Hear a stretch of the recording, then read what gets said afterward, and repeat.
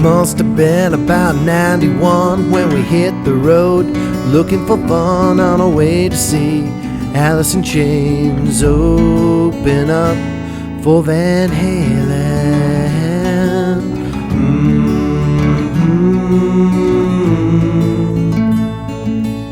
Must have been about pretty late. We've been drinking and singing since 8:30, and our last beer was still on order when we left that bar for the border. Well, must have been about 30 below when my right front tire decided to blow somewhere just outside city limits of Winnipeg. Must have been about 1 a.m. when we got back in my car again. Turned the heat on high, music on low, and headed south for North Dakota.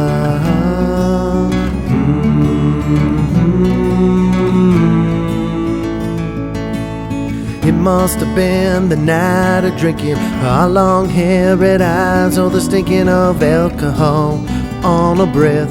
At this point it's anyone's guess. Well, they asked us where we were, for how long and why, and I would have done better had I only lied, but I told the truth to the border patrol. Now a strip search was inevitable. They tore apart my car from top to bottom, asked about the drugs and where I got them, and to no one's surprise I looked them in the eyes and said, "Then I'm mine."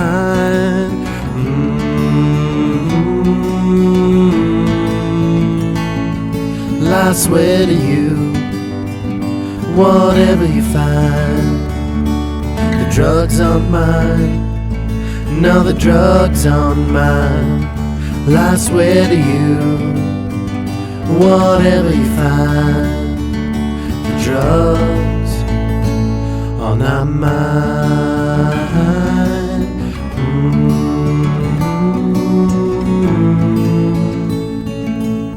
Must have been about 4:30 when they led me down that corridor to a little room in the back of the station, reserved mostly for interrogation. Well, they showed me this pebble, it was covered in tar. They told me it's the drugs they found in my car, so we dropped it in a test tube and proceeded to shake it around.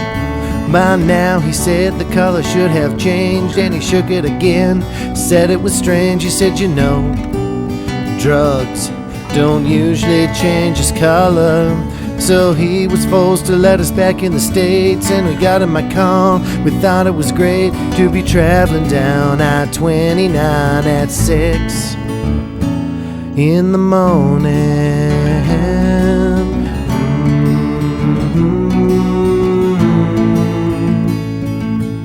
Must have been early or really late. At this point in time, there's no need to debate. That's when I heard this evil sound, my other tires going down. Well, you might recall we were all out of spares, and every car that passed didn't seem to care.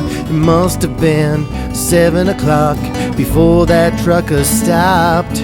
Well, we threw the tire in the back of the rig and hopped up in the cab while he lit up a cig, and he said, "Where are you boys headed?"